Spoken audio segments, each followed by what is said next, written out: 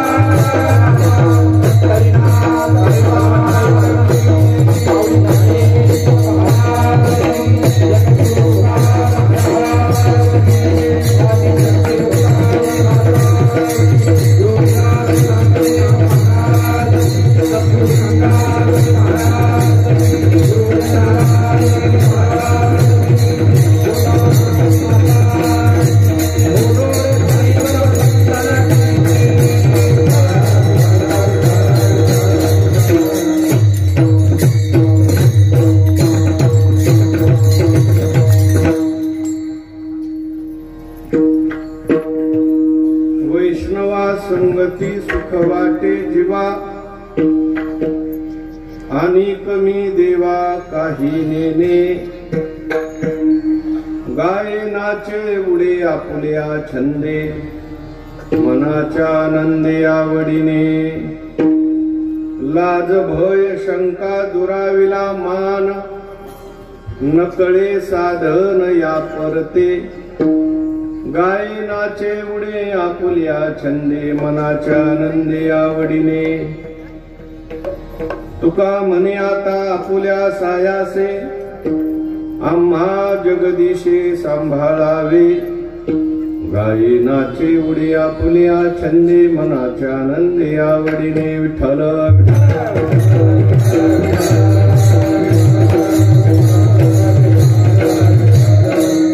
पांडुरंगा करू प्रथम नमन दुसरे चरणा संतांच्या त्यांच्या कृपादाने कथेचा विस्तारू बाबाजी सद्गुरु दास तुका नमो ज्ञानेश्वरा नमो ज्ञानेश्वरा निवृत्ती उदारा सोपान देवा मुक्ताबाई नमो त्रिभुवन पावनी आद्यत्रय जननी देवाचे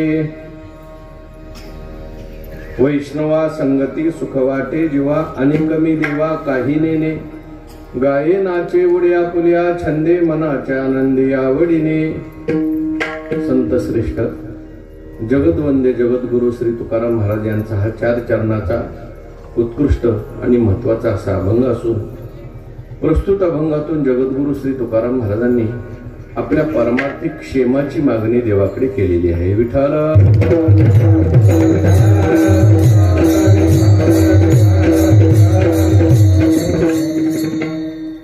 भगवंताच्या कृपेने सर्व साधू संतांच्या आशीर्वादाने पुण्यसलीला गोदावरी मातेच्या पावन तीरावर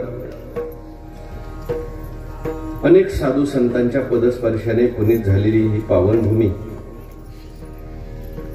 विशेष करून योगीराज चांगदेव महाराजांच्या समाधीने पुनीत झालेली ही पावन भूमी आणि अशा या पावन भूमीमध्ये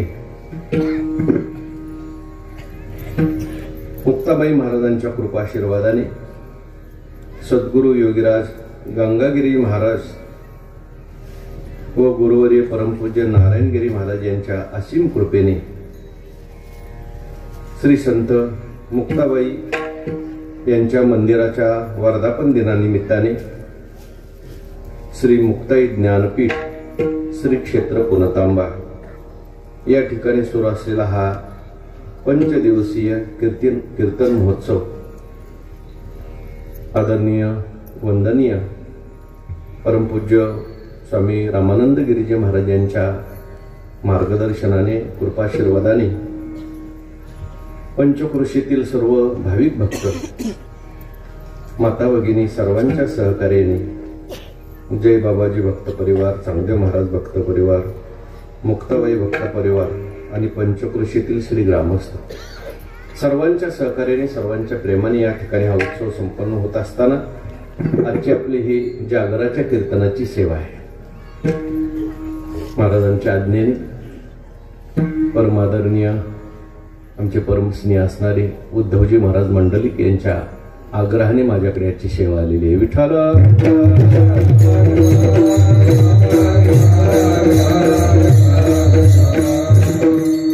सेवेकरता या ठिकाणी प्रकृती स्वास्थ्य बरोबर नसताना सुद्धा आदरणीय महाराज येऊन बसलेले आहेत. पहिल्यांदा मी त्यांच्या चरणी दंडवत करतो. या ठिकाणी उपस्थित असलेली सगळी महाराज मंडळी, ज्येष्ठ श्रेष्ठ मंडळी, टाळकरी मंडळी, मृदंगाचार्य, मागे उभे असलेले सगळे बालगोपाळ मंडळ आणि पंचकृषीतून या ठिकाणी सर्वांना करता आपला अमूल्य वेळ या ठिकाणी देऊन उपस्थित असलेले सर्व भाविक भक्त, श्रोते, सज्जन आणि माता भगिनी, सर्वांना मी वंदन करतो. आपण सर्वांनी मिळून टाळी वाजून कीर्तनात सहभागी व्हायचं आहे. विठ्ठल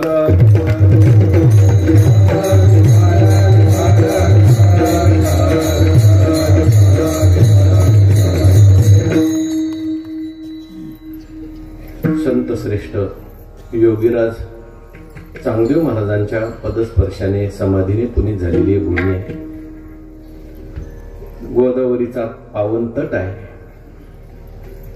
जशी ज्ञानेश्वर महाराजांनी संजीवन समाधी घेतली, ज्ञानोबारायांच्या संजीवन समाधी करता सगळी मंडळी या ठिकाणी त्या ठिकाणी उपस्थित झाली होती. प्रत्यक्ष परमात्मा, सगळी संत मंडळी आणि ज्ञानेश्वर महाराजांच्या समाधीनंतर चांगदेव महाराज आपले सोपान काकाची समाधी झाली. ही सगळी मंडळी पुणतांब्याला आली असं नामदेव महाराजांनी वर्णन केले. आणि ज्ञानोबारायांसारखाच श्रेष्ठ असा संत श्रेष्ठ योगीराज चांगदेव महाराजांचा एक समाधी सोहळा या ठिकाणी पार पडला. या भूमीला सगळ्या साधू संतांचे चरण लागलेले आहेत. मुक्ताबाई महाराजांचा परमस्नेह चांगदेव महाराजांच्यावर होता. मुक्ताबाईंनी 3 देवांना उपदेश केला: ज्ञानदेव, नामदेव आणि चांगदेव. वैकुंठवासी आमचे नथुसिंग महाराज सांगायचे 3 देवांना त्यांनी उपदेश केले. फार मोठा त्यांचा अधिकार होता. चांगदेव महाराजांचा अधिकार सुद्धा काही कमी नव्हता. निळोबारायांनी चांगदेव महाराजांचं जे चरित्र लिहिलंय त्याच्यामध्ये असं लिहिलंय: चांगदेव महाराजांनी आपल्या जीवनामध्ये सगळ्या विद्या संपन्न केल्या. अभ्यास कसा करावा याचा एक उत्कृष्ट आदर्श म्हणजे चांगदेव महाराज. ज्या गुरुकडे शिकायला जायचे त्या गुरुकडून सगळी विद्या घ्यायचे. गुरु शेवटी असं म्हणायचे, माझ्याकडची विद्या संपली, आता तुम्ही दुसरा गुरु बघा. असे महाराष्ट्रातले सगळे गुरु संपून टाकले चांगदेव महाराज. फक्त एक योग विद्या शिल्लक राहिली आणि महाराष्ट्रातल्या लोकांनी सांगितलं, ही योग विद्या आता शिकवणार महाराष्ट्रात तसं कोणीच नाही, तुम्ही काशीला जा. आणि म्हणून चांगदेव महाराज योग विद्या शिकण्याकरता काशीला गेले. बरोबर सगळे दिंडी घेऊन गेले. अनेक लोक त्यांच्याबरोबर कायम राहायचे.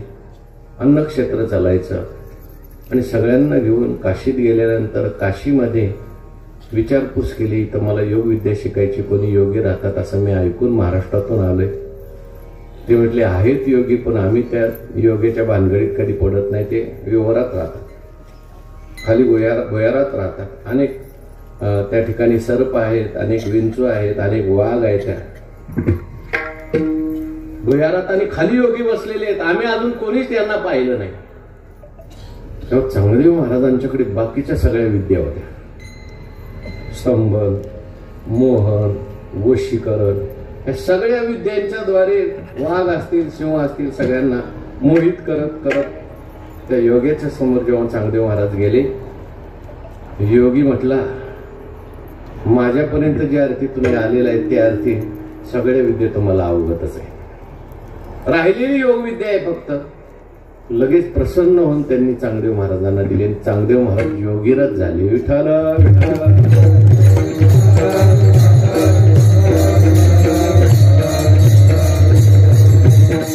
असे चांगदेव महाराज.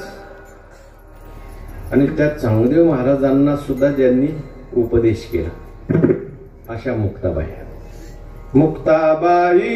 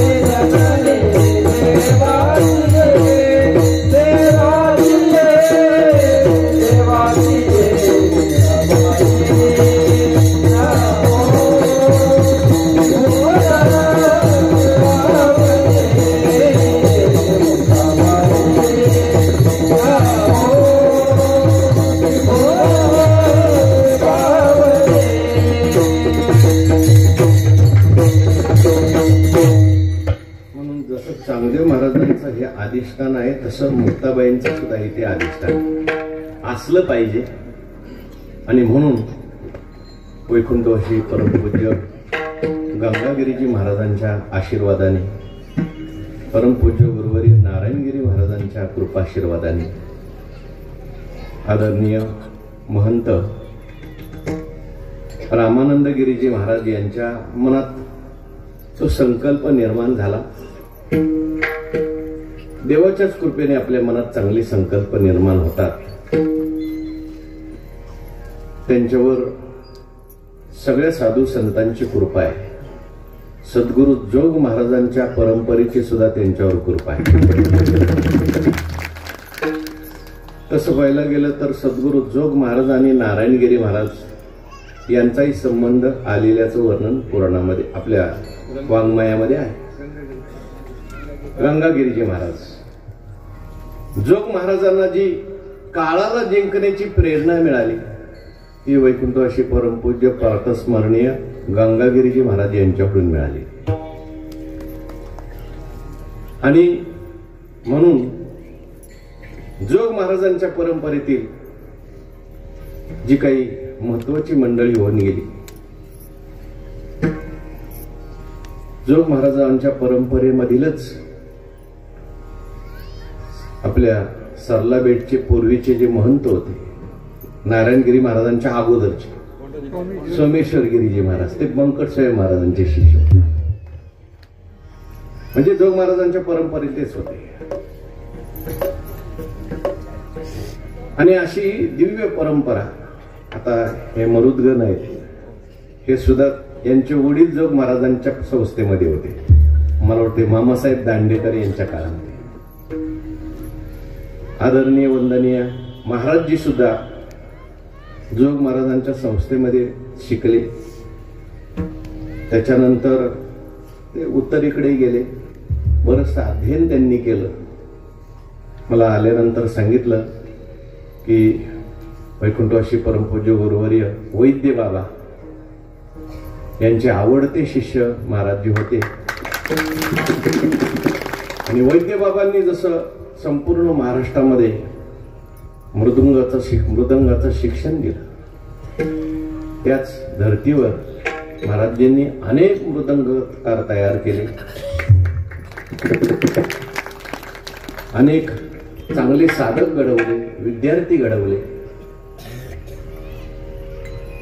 त्या ठिकाणी प्रकृती स्वास्थ्य बरोबर नसताना सुद्धा आजही त्यांचं कार्य या ठिकाणी चालू आहे. ही सगळी सद्गुरूंची कृपा आहे. विठ्ठल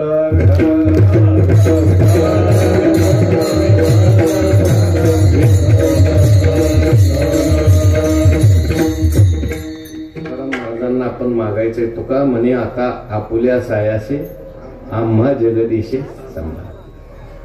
अशा लोकांना देवाने सांभाळलं पाहिजे, आरोग्य दिलं पाहिजे, आयुष्य दिलं पाहिजे. कारण समाजाकरता अशा महापुरुषांची गरज आहे. जगद्गुरु श्री तुकाराम महाराजांनी या अभंगामध्ये आपला पारमार्थिक क्षेमाची मागणी केलेली आहे. एक असतो योग आणि दुसरा असतो क्षेम. योग कशाला म्हणतात? आपल्याला जे प्राप्त नाही ते प्राप्त होणं याला म्हणायचं योग. आणि क्षेम कशाला म्हणतात? जे प्राप्त झालेलं आहे त्याचं रक्षण होणं याला क्षेम म्हणतात. योग अवघड आहे का क्षेम अवघड आहे? तुम्हाला काय वाटतं? क्षेम अवघड असतो. आपल्या प्रयत्नाने माणसाला योग आणता येतो, पण क्षेमा करता मात्र देवाची कृपा लागते. विठ्ठल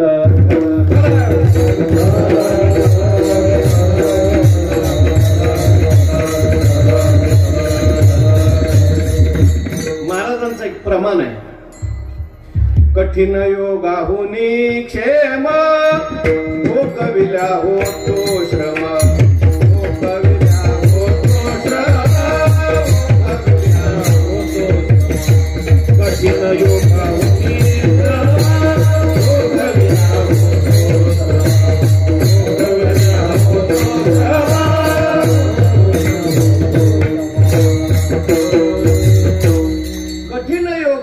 क्षेम, ओकलिया होतो श्रम. एका माणसाला बरेच दिवसानंतर गुलाबजामुन खायला मिळाले. त्याने काही मागचा पुढचा विचार केला नाही. जो खायला सुरुवात केली भली 25-30 गुलाबजामुन खाऊन घेतले. योग आला त्याला, पण शेवटच्या गुलाबजामुन बरोबर एक माशी त्याच्या पोटात गेली आणि थोड्या वेळाने सगळे गुलाबजामुन त्या माशीने काय केले, बाहेर काढले. आत जाण्याचा योग आला पण त्याचा क्षेम झाला नाही. म्हणून क्षेम कठीण असतो. महाराजांनी क्षेमा करता प्रार्थना केली. विठ्ठल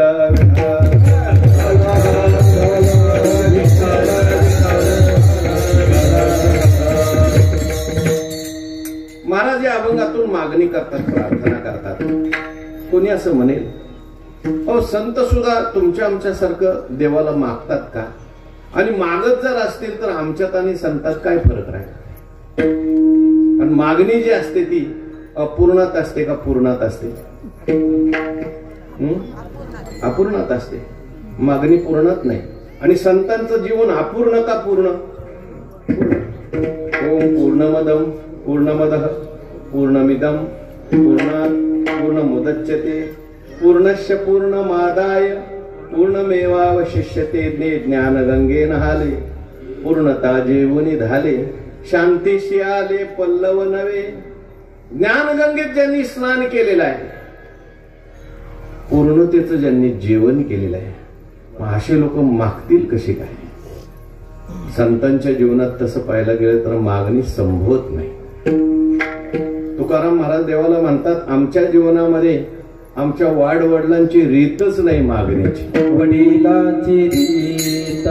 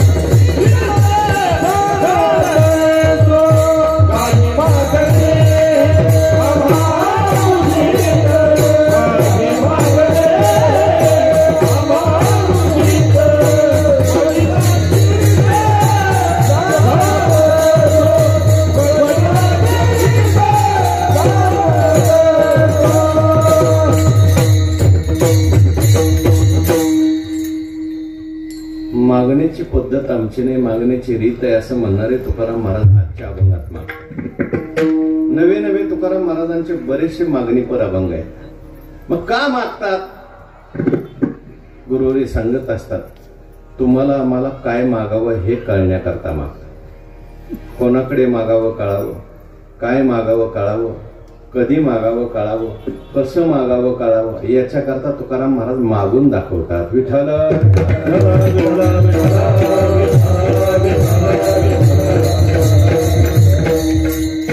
वैकुंठवर्षी मामासाहेब दांडेकर यांनी या अभंगावर चिंतन लिहिले. त्या प्रस्तावनेत असं लिहिलंय की तुकाराम महाराजांनी या अभंगामध्ये प्रार्थना आणि प्रयत्न याचा समन्वय सांगितले. माणसाच्या जीवनात प्रार्थना आणि प्रयत्न याचा समन्वय पाहिजे. काही लोकांच्या जीवनामध्ये प्रार्थना असते, प्रयत्न नसतो. असे लोक प्रार्थना भरपूर करतात पण आळशी राहतात. काही लोकांच्या जीवनामध्ये प्रयत्न भरपूर असतात पण प्रार्थना करत नाही. त्यामुळे त्यांना जर यश आलं नाही तर ते पुढे नास्तिक बनतात. म्हणून दोन्हीचा समन्वय पाहिजे. माणसाच्या जीवनात प्रयत्न किंवा साधनाही पाहिजे आणि प्रार्थनाही पाहिजे. विठ्ठल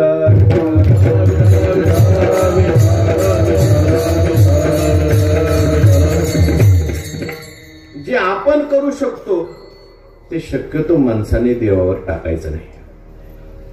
परत एकदा माझं वाक्य ऐका. काय म्हटलं मी? जे आपण करू शकतो ते माणसाने देवावर टाकायचं नाही. हा, ज्या आपल्याकडून शक्य नाही, प्रयत्न करून शक्य नाही, मिळत नाही, मग अशी गोष्ट देवाकडे प्रार्थना केली तरी चालते. आपण करू शकतो ते देवाकडे टाकायचं नाही. बऱ्याच वेळेला लोक स्वतः काहीच करत नाही आणि दैव पुढं करत राहतात. वैकुंठवासी मामासाहेब दांडेकर असं म्हणायचे, परमार्थामध्ये सगळ्यात मोठा धोका जर कोणता असेल तर परमार्थाच्या नावाखाली आळशी होण्याचा, असं ते म्हणायचे. त्याच्याकरता ते उदाहरण सांगायचे. एक ग्रस्त होते, उद्योगधंदा नाही, व्यापार नाही, नोकरी नाही, भजनही नाही. त्याला विचारलं, बाबा तुम्ही काहीच करत नाही, तुमचं कसं काय चालणार? तो म्हटलं, तुकाराम महाराजांनी लिहून ठेवलंय, ठेविले अनंते पैसेचे राह. त्याच्याकरता लिहून ठेवलं का तुकाराम महाराजांनी. वैकुंठवासी नथुसिंग बाबांनी गाथा लिहिली. तर गाथेच्या प्रस्तावनेमध्ये हा विषय लिहिलाय. त्या काळामध्ये मामासाहेबांच्या काळामध्ये कोणीतरी एक साहित्यिक होते आणि त्यांनी पेपरमध्ये असा लेख लिहिला, त्या साधू संतांनी सगळा समाज आळशी बनवला. आणि त्याच्याकरता त्या साहित्यिकाने हे प्रमाण घेतलं, ठेवेले अनंते पैसे. आता वैकुंठवासी मामासाहेब दांडेकर म्हणजे काही सामान्य नव्हते त्या काळात. दुसऱ्या दिवशी त्यांनी पेपरमध्ये लेख लिहिला. ज्यांनी हा लेख लिहिलेला आहे त्यांनी जर सगळी गाथा वाचली असती तर असं लिहिलं नसतं. कारण ठेविले अनंते जसं तुकाराम महाराजांनी लिहिलंय तसं तुकाराम महाराजांनी असंही लिहिलंय, असाध्य ते साध्य करिता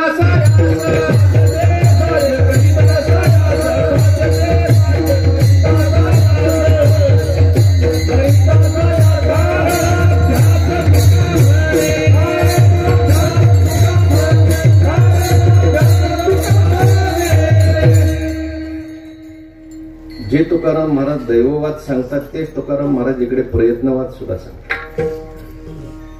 असाध्य ते साध्य करिता सायास कारण अभ्यास तुका म्हणे. म्हणून अभंग समजून घेत असताना पहिले अभंगाची भूमिका समजून घेतली पाहिजे. बऱ्याच वेळेला लोक काय करतात, आपल्याला अनुकूल तेवढं प्रमाण पाठ करून ठेवतात. एखाद्याला जर म्हटलं, चला सप्ताह सुरू आहे मुक्ताई ज्ञानपीठामध्ये, आज शेवटचा दिवस आहे, उद्या काल आहे, आलो असतो, मग काय येत नाही. तुकाराम महाराजांनी लिहून ठेवलंय, ठाईचं वैसोनी ठाईचं वैसोनी खराय कची. म्हणजे आपल्याला अनुकूल तेवढं प्रमाण पाठ करून घ्यायचं, तसं नाही. प्रत्येक अभंगाची भूमिका वेगवेगळी. ठाईचं वैसोनी कराय कचित तर म्हणणारे तुकाराम महाराजच आहेत. आणि कोणाला सांगितलंय, भरपूर तीर्थयात्रा झाल्या पण ज्याच्यात काही फरक पडला नाही, त्याला सांगितलंय जरा एका जागेवर बस आणि विचार कर, विठ्ठल.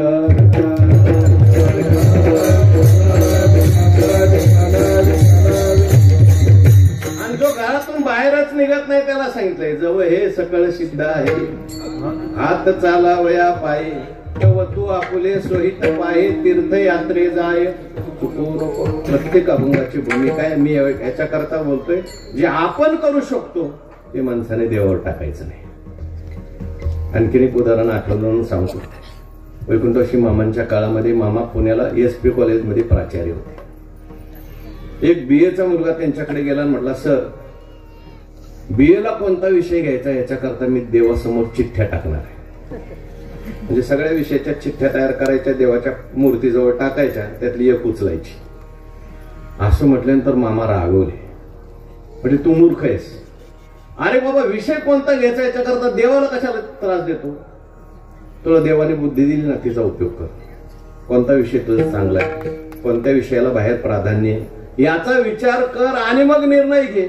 जे आपण करू शकतो देवावर टाकायचं नाही. विठ्ठल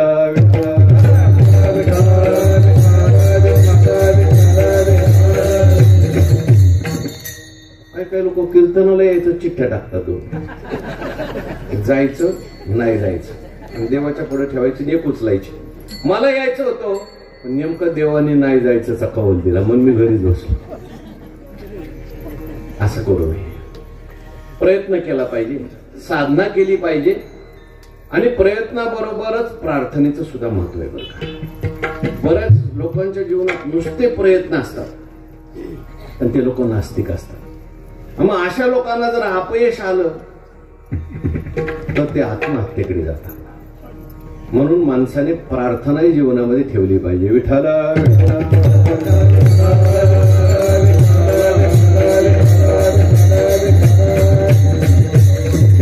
या अभंगामध्ये 4 चरण आहेत. त्या 4 चरणापैकी 3 चरणात तुकाराम महाराजांनी स्वतःची साधना सांगितली, प्रयत्न सांगितले. आणि एका शेवटच्या चरणामध्ये तुकाराम महाराजांनी देवाला प्रार्थना केली. मला सांगा, 4 चरणापैकी 3 चरणात प्रयत्न आणि 1 चरणात प्रार्थना. म्हणजे किती टक्के प्रयत्न आणि किती टक्के प्रार्थना? जवळजवळ 75% महाराजांनी प्रयत्न सांगितले आणि शेवटचे 25% प्रार्थना सांगितली. मी काय काय केलंय देवा हे तुला सांगतो. महाराज अभंगाच्या पहिल्या चरणात वैष्णवा संगती सुख वाटे, वैष्णवा संगती सुख वाटे,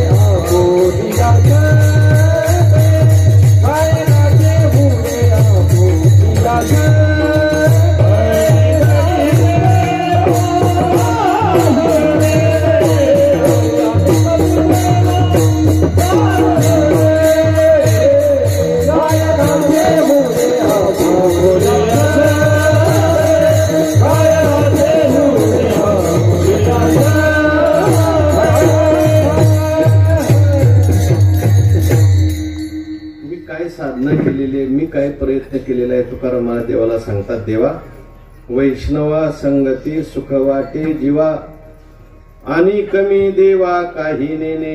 हे देवा मला वैष्णवांच्या संगतीत सुख वाटतं. किती मला वैष्णवांची संगती आवडते. आणि कमी देवा काही नेने. वैष्णवांच्या संगतीशिवाय संतांच्या संगतीशिवाय मला दुसरं काही आवडत नाही. अशी आपली एकनिष्ठता महाराजांनी प्रगट केलेली आहे. विठ्ठल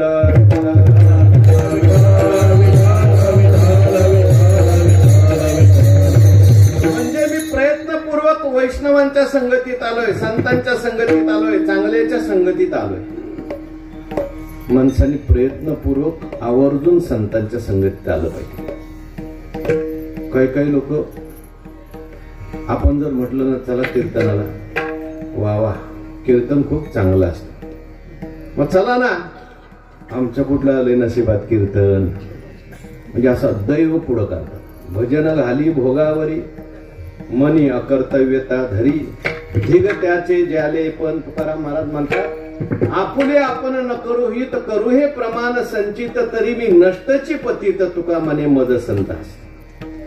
माणसाने हित करण्याकरता कधी संचित पुढे आणायचं नाही. विठ्ठल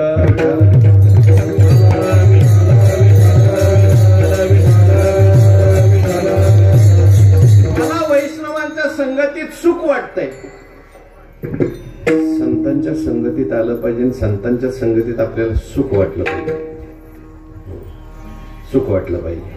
म्हणून वैष्णवा संगती सुख वाटे जीवा आणि कमी देवा काही नेने. कोण आहेत वैष्णव? वैष्णवांच्या संगतीत सुख वाटतं म्हणजे असं कोणतं सुख वैष्णवांच्या संगतीत आहे? आणि वैष्णवांच्या संगतीत हे सुख वाटण्याकरता तुम्ही नेमकं काय करताय? विठ्ठल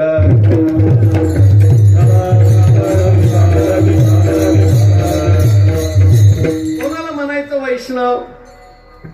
वैष्णव हा काही देशावर अवलंबून आहे. वैष्णव हा काही वेशावर अवलंबून आहे. वैष्णव हा काय स्त्री आहे का पुरुष आहे, लहान आहे का मोठा आहे, ह्याच्यावर अवलंबून आहे. वैष्णवांच्या लक्षणात जो बसला कोणी असू द्या तो वैष्णव. म्हणून वैष्णवांची लक्षणं सांगितली. सामान्य आमचे सावता महाराज आपल्या वाट्याला आलेलं काम करत करत वैष्णव झाले. संत जनाबाई आपल्या वाट्याला आलेलं काम करत करत भगवंताचं नामस्मरण करून वैष्णव पदाला प्राप्त झाले. म्हणून वैष्णवांचे लक्षणात जो बसेल तो वैष्णव. वैष्णवांची काही बाह्य लक्षण आहेत आणि वैष्णवांची काही अंतर लक्षण. बाह्य लक्षणामध्ये पवित्र अशी तुळशीची माळ, गोपीचंदनाचा तिळा, आषाढी कार्तिकी पंढरपूरची वारी, भगवंताचं नामस्मरण ही वैष्णवांची बाह्य लक्षण आहे. विठ्ठल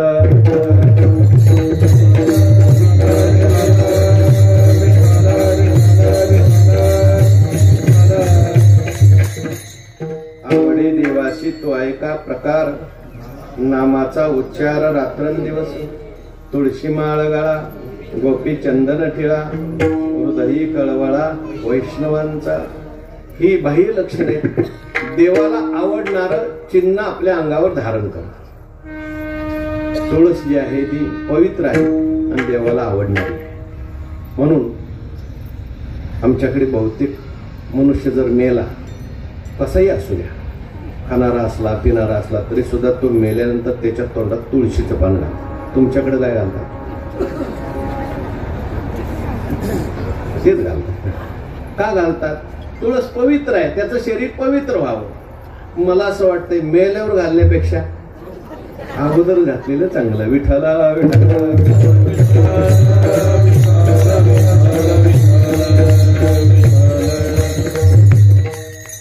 बाह्य लक्षणाबरोबर आंतरलक्षण सुद्धा पाहिजे. ज्ञानोबारायांच्या काही ववे आहेत. ज्ञानोबाराय म्हणतात, एरवी तरी पंडुसुता अंतर शुद्ध नसता, बाहेरी कर्म तो सर्वथा विटंबुगा, मृत जैसा शृंगारीला, गाढव तीर्थी नानीला, कडू दुधिया माखीला, गुळी जैसा. बाह्य लक्षण भरपूर आहे आणि आंतरलक्षण नसेल तर मग तो दंभ ठरतो. म्हणून संतांची आंतरलक्षणं सांगितली. विष्णुमय जग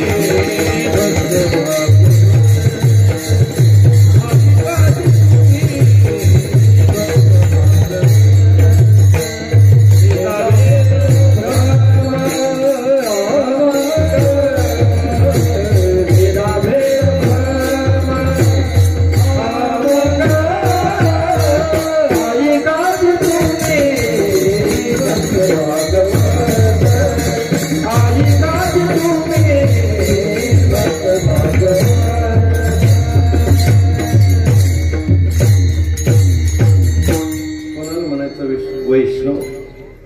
तुकाराम महाराज म्हणतात, विष्णुमय जग वैष्णवांचा धर्म, भेदाभेद भ्रम अमंगळ हे सगळं जगत ज्याला विष्णू स्वरूप वाटतं तो वैष्णव आहे.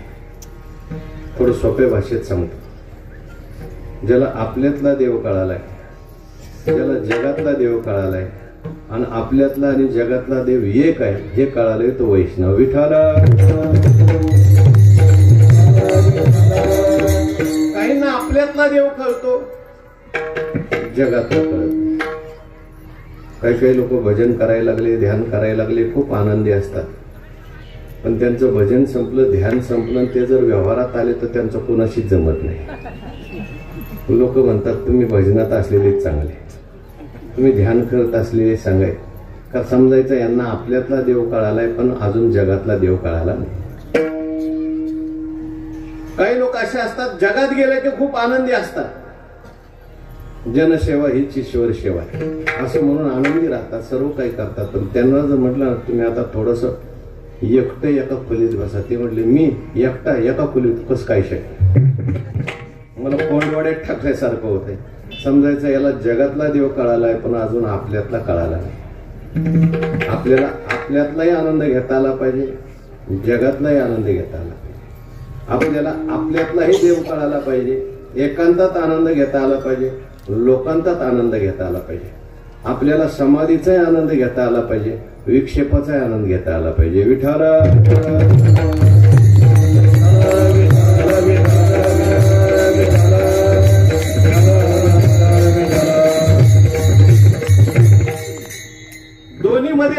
सम राहता आलं पाहिजे. समाधी, विक्षेप, शांतता, एकांत या सगळ्यात माणसाला सम राहता आलं तो योगी. अर्जुना समत्व चित्ताचे हेचे सार जाण योगाचे, जे मन आणि बुद्धीचे ऐक्य आती. चांगदेव महाराजांना सुरुवातीच्या काळामध्ये आपल्यातला देव कळाला होता, पण जगातला देव कळाला नव्हता. चांगदेव महाराज आपल्यापेक्षा खूप श्रेष्ठ आहेत बरं. मुक्ताबाईंनी मानावं 14 वर्ष तपश्चर्या केली, पण हा कोरा आपण म्हणू शकत नाही.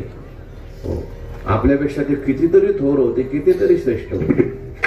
कारण समाधी लावत होते आणि समाधी लावून 14 वेळा त्यांनी काळावर विजय मिळवलेला. काळाला त्यांनी काय पाठवलं? परत पाठवलं.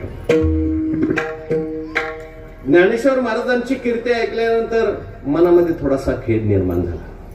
आपल्यात काहीतरी अजून अपूर्णत्व आहे. आणि मग चांगदेव महाराजांनी ज्ञानेश्वर महाराजांच्या भेटीला जाण्याचा निश्चय केला. मैपती महाराजांनी एक संत लीलामृत नावाचा ग्रंथ लिहिला. त्याच्यात असं लिहिलंय की चांगदेव महाराजांची इच्छा होती लगेच ज्ञानेश्वर महाराजांच्या भेटीला जायची, पण शिष्यांनी अडवलं.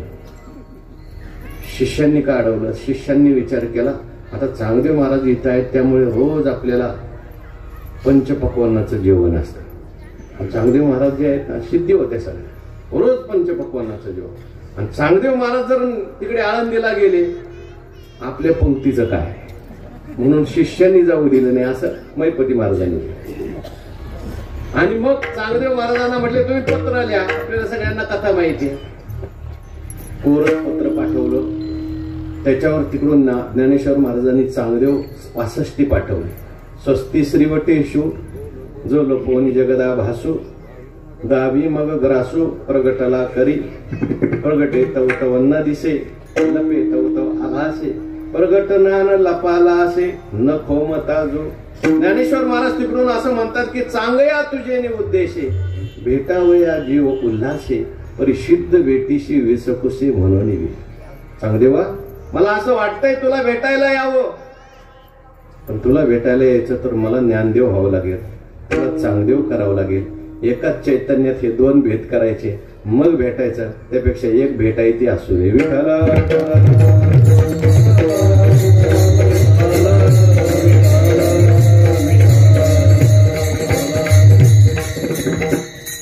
चांगदेव 65 पाहिल्यानंतर अधिकार कळाला हे काही सामान्य नाही. पण तरी सुद्धा आपल्याकडच्या सिद्धी सुद्धा यांना दाखवले पाहिजेत, म्हणून चांगदेव महाराज ज्ञानोबारांच्या भेटीला निघाले.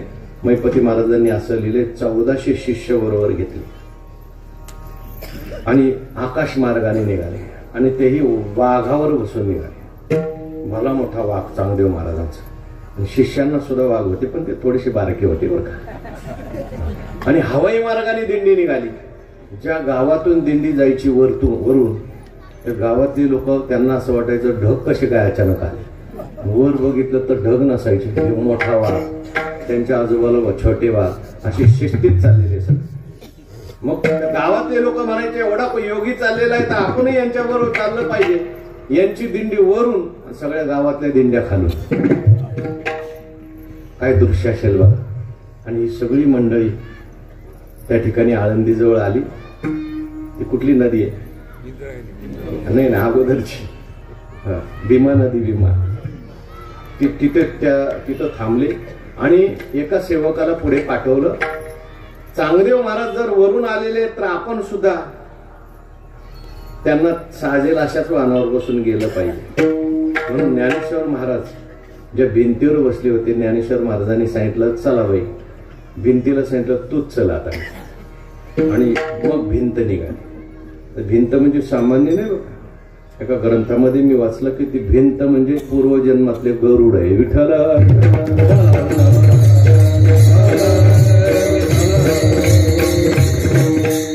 जेव्हा भगवान परमात्म्याने गजेंद्राचा उद्धार केला, गजेंद्राला त्या मगरीला घेऊन भगवान परमात्मा आणि गरुड वर चालले होते.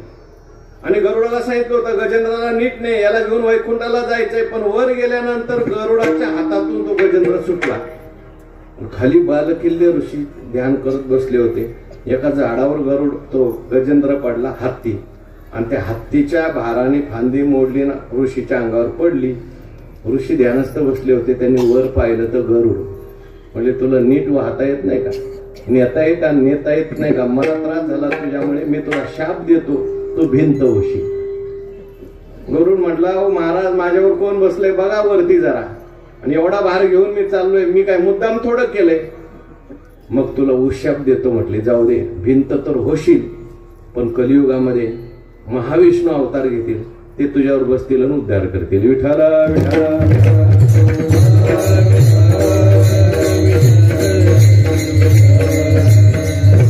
मग चांगदेव महाराजांच्या वरती भिंत. मग चांगदेव महाराजांच्या लक्षात आलं, पण तरी असं वर्णन केलं की चांगदेव महाराजांनी एक नदी तयार केली सिद्धेच्या, दिली भिंतीवर सोडून. पण भिंतीमध्ये नदी काय झाली, गडप झाली. चांगदेव महाराजांच्या लक्षात आलं इथं काही सिद्धी चालत नाही. खाली उतरले, लोटांगण घालत निघाले. मग ज्ञानेश्वर महाराजही खाली उतरले, आलिंगन दिलं. वर्णन असं केलं ग्रंथकारांनी, वाघ निघून गेला आणि बरेचसे साप होते, विंचू होते, ते तिथंच विश्रांती वडाच्या खाली तिथं बसले. त्या ग्रंथकारांनी असं लिहिलं, आजही नवरात्रात ज्ञानोबारांची पालखी तिथं जाते, त्यावेळेस तिथं विंचू निघतात. विठाला विठाला.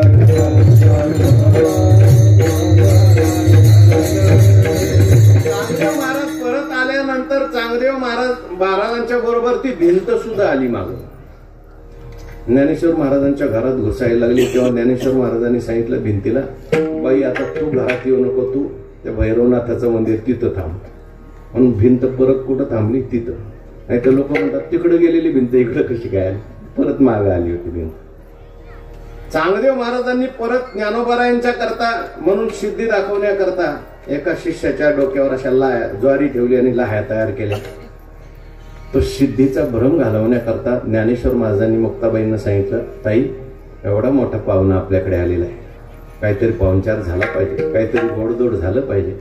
मुक्ताबाईंनी विचारलं, आपल्या आवडीचं पक्वान्न करायचं म्हटले. गेल्या वेळेस आपण मांडे भाजले होते ज्ञानोबारायांच्या पाठीवर, पण आता मात्र मी मांडे तयार करणार चांगदेवांच्या करता, ते स्वपन काकाच्या पाठीवर भाजले. म्हणजे गावातलं जे मंदिर आहे तिथं स्वपन काकाच्या पाठीवर मांडे भाजला, असा उल्लेख भक्त लीलामृत मध्ये. आणि मग चांगदेव महाराजांनी सांगितलं, आई साहेब मला आता ही चांगदेव 65 तुम्ही समजून सांगा. मुक्ताबाईंनी सांगितलं, तुला माहिती आहे ना मी देवी आहे, आणि देवी म्हटली की तिला बळी लागतो, उद्या एक बळी घेऊन ये कोणताही. मग मी तुला चांगदेव 65 सांगतो. चांगदेव महाराज म्हणले, एक काय आपल्याकडे 1400 आहेत, कोणाला एकाला तयार करतो. चांगदेव महाराज गेले आणि 14 शिष्यानं सांगितलं, उद्या मुक्ताबाईला एक बळी द्यायचा आहे, कोण तयार होतंय उद्या सकाळी मला नाव सांगा. रात्रीचीच गायब झाली सगळी 14. मुक्ताबाई आल्या आणि मुक्ताबाई चांगदेव महाराज आले, म्हटले आई साहेब गेले सगळे. मुक्ताबाई हसले, म्हटले मला माणसाचा बळी नको, तुझ्या अहंकाराचा बळी पाहिजे. विठाला चांगदेव म्हणे आधी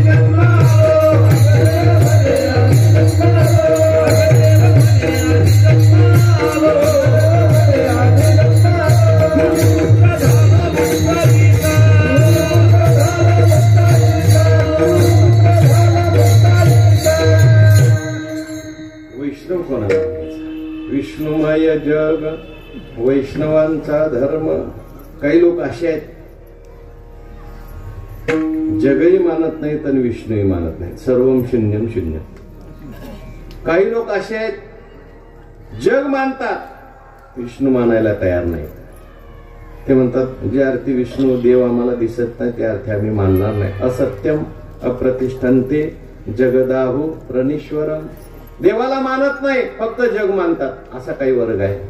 काही असे जगही मानतात विष्णूही मानतात, जगही मानतात देवही मानतात, पण देवाला आणि जगाला वेगवेगळं मानतात. काहींचा देव 7 आसमानाच्या वरती बसलेला आहे, काहींचा देव वर बसलेला आहे उपरवाला. न मानणाऱ्यापेक्षा मानणारी चांगली बरखा. काहींचा देव वैकुंठात, काहींचा देव कैलासात, काहींचा देव इकडे, काहींचा देव तिकडे आहे. देव सगळीकडेच.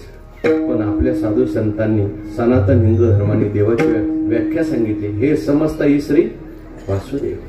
परमात्मा सगळीकडेच भरलेला आहे. विठ्ठल विस्तारला जनी सप्तही पाताळे भरुनी, विठ्ठल व्यापक त्रिभुवनी, विठ्ठल मुनी मानसी. सर्वत्र परमात्म्याची प्रतीती आहे. विठ्ठल जळी स्थळी भरला विठ्ठलावना हिवला, अजिंक्य दृष्टीने पाहिला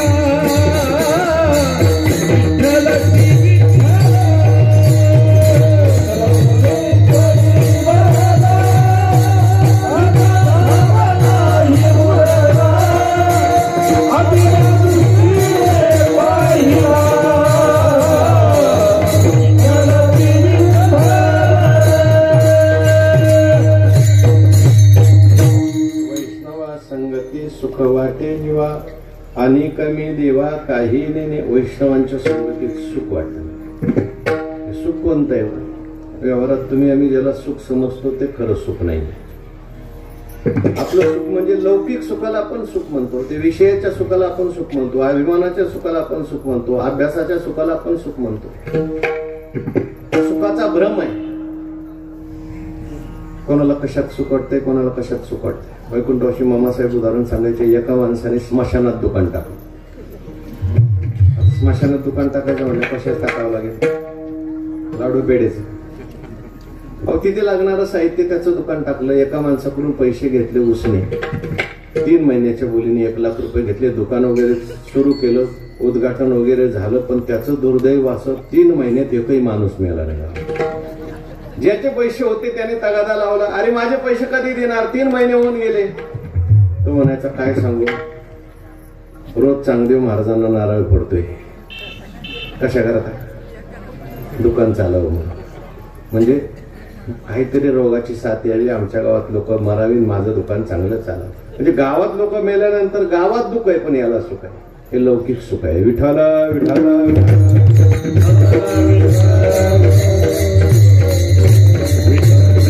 सुखाची व्याख्या ज्ञानोबारायांनी लिहिली. किंबहुना सोय जीव आत्मयाची आहे, तेथ जे होय तया नाम सुख. आता सुख देगा किरीटी, दावी जेल तुझ तिठी. जे आत्मयाचे भेटी जीवाशी होय. जीव परमात्मा रूप होतो, ब्रह्मरूप होतो, तेव्हा त्याला खरं सुख प्राप्त होतं. तेच खरं सुख आहे. आणि असं सुख वैष्णवांच्या संगतीत मिळतं. किंबहुना ज्ञानोत्तर प्रेम लक्षणा भक्तीचं सुख वैष्णवांच्या संगतीत मिळतं. म्हणून वैष्णवा संगती सुख वाटे जीवा आणि कमी देवा काही नेणे. पण या वैष्णवांच्या संगतीत तुम्ही नेमकं करता काय? दुसरं ठरव. गायनाचे उडी आपल्या छंद, गायनाचे उडी आपल्या छंद, गायनाचे उडी आपल्या छंद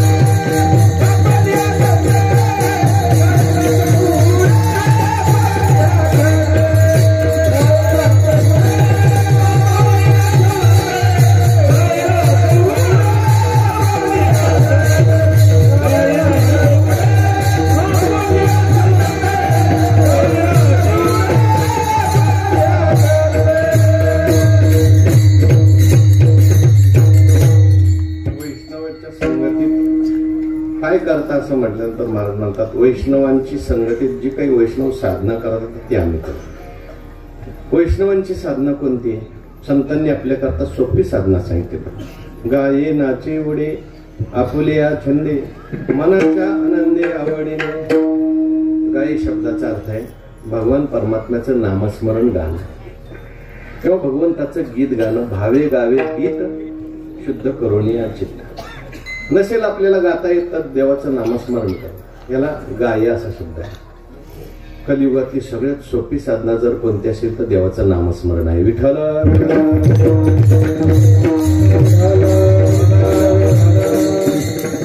कोणी घ्या, कधी घ्या, कसंही घ्या, कुठेही घ्या, देवाचं नामस्मरण श्रेष्ठ साधन आहे. कसं जरी घेतलं तरी देवाच्या नामस्मरणाचा फायदा होतो. म्हणून गाये दुसरी साधना सांगितली. नाचे, नाचणं ही सुद्धा कलियुगातली साधना आहे. धन्य जगी तोची एक घरी रंगी नाच. पण लोक देवासमोर नाचत नाहीत, नवर देवासमोर नाचतात. देवासमोर नाचतो त्याला संसारात जास्त नाचावं लागत नाही. म्हणून सगळ्या संतांनी ही नाचण्याची सुद्धा साधना केली.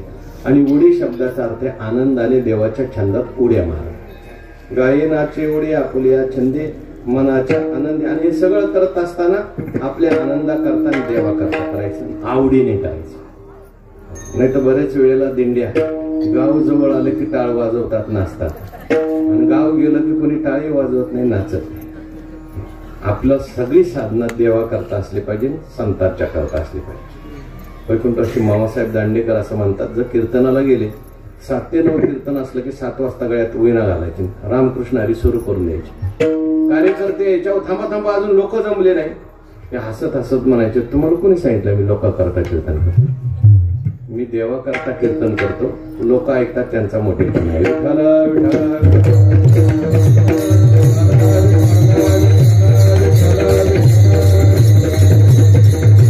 कीर्तन देवा करता पाहिजे, आपलं भजन देवा करता पाहिजे, आपलं सर्व काही देवा करता पाहिजे, नाचणं देवा करता पाहिजे. निश्चित ही उद्धार केल्याशिवाय राहत नाही. महाराजांना विचारलं, महाराज तुम्हाला काही प्रतिबंध आडवे आले नाही का? महाराज म्हणतात लाज भय शंका दुराविला मान नकळे साधन या परत. मलाही काही प्रतिबंध आले होते. सुरुवातीच्या काळात लाज वाटत होते, पण ती मी लाज बाजूला सांगितली. भय वाटत होतं, आपण परमार्थ करायला लागल्यानंतर आपल्या संसाराचं कसं होणार, पण मी भय सोडून दिला. तुका म्हणे घालू तयावरी भार वा हो संसार देवा पाहिजे. देव आपल्या मागे आहे, आपल्याला भ्यायचं काय कारण? शंका जी आहे ती सुद्धा मी सोडून दिली. काही लोक म्हणतात बाबा तुम्ही फक्त नामस्मरण करता, बाकीचे लोक हे साधना करतात ते साधना करतात, तुमचा नामस्मरणाने कसा उद्धार होईल? अशी शंका कधी मनात घ्यायची नाही. केवळ नुसतं नामस्मरण जरी केलं भावनेने उद्धार होणार आहे. विठ्ठल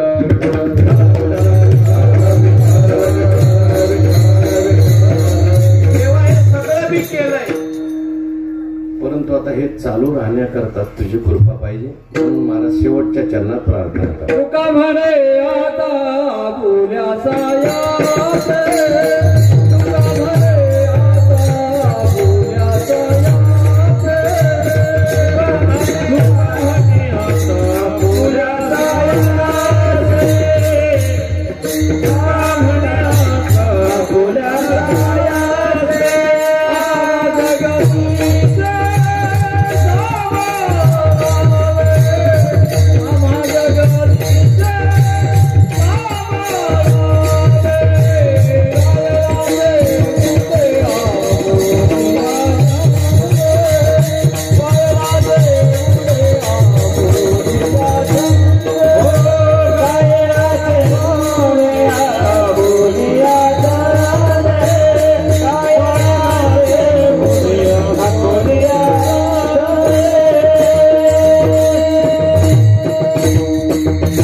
जगतीचे प्रार्थना करतात देवा हे सगळं आम्ही केलंय आणि टिकलं पाहिजे. माळ घालणं सोपं आहे पण माळ टिकणं अवघड आहे. परमार्थात येणं सोपं आहे पण परमार्थाच्या श्रद्धेने शेवटपर्यंत राहणं अवघड आहे.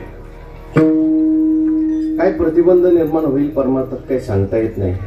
म्हणून शेवटी देवाला प्रार्थना केली, देवा आम्ही हे सगळं करतोय पण हे पुढं टिकलं पाहिजे, याच्याकरता तुझ्या कृपेची आवश्यकता आहे. म्हणून तुका म्हणे आता आपल्या साय असे आम्हा जगदीशे सांभाळावे. गाये नाचे उडी आपल्या आनंदे मनाच्या आनंदे आवडीने. आपल्याला थोडस भजन करायचंय. पुरुष मंडळी जेवढी असतील त्यांनी सगळ्यांनी माझ्याबरोबर म्हणायचे टाळकऱ्या सहित आणि वर हात करून टाळी वाजवायची आणि माता भगिनींनी पाठीमागे म्हणायचे विठोबा रखुमाई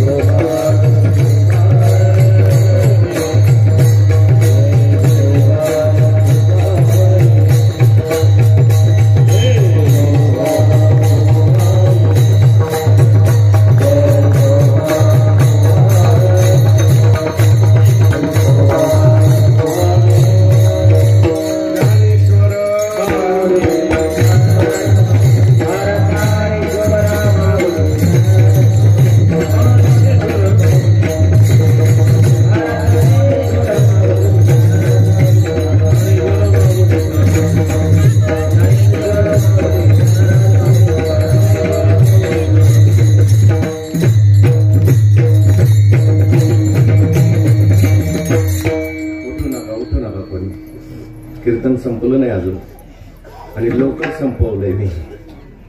काय झालं, हे कीर्तन खूप आग्रहाने माझ्याकडून उद्धव महाराजांनी घेतलं. नियोजित कीर्तन जे आहे ते भेंड्या कारखान्याजवळ 9 ते 11 होतं. त्यांनी सांगितलं 6 ते 8 इथं करा आणि मग पुढचं तिकडे करा.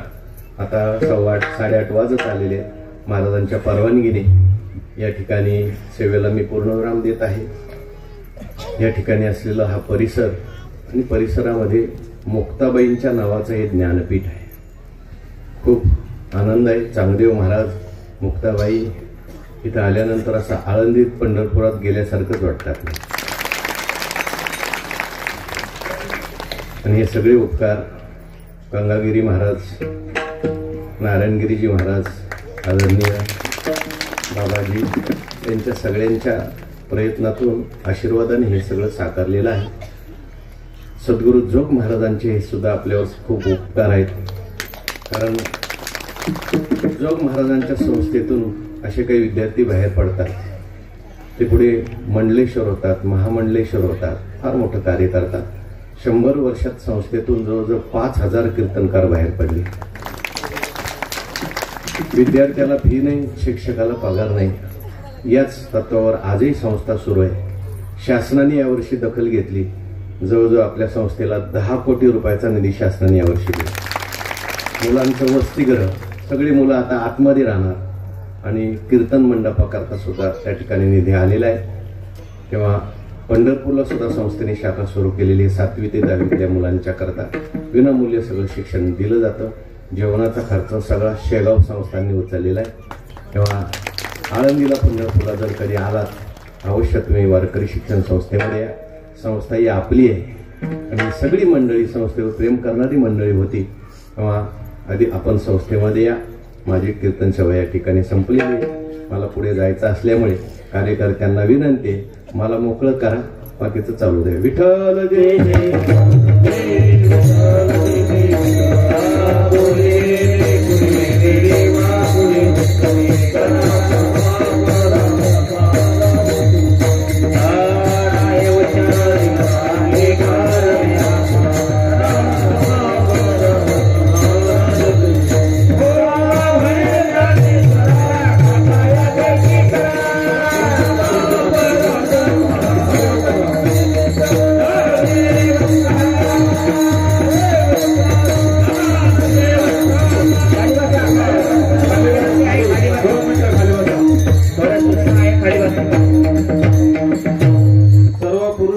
विनंती आहे, महिलांचं एकदा अभिनंदन केलं पाहिजे की ते अजून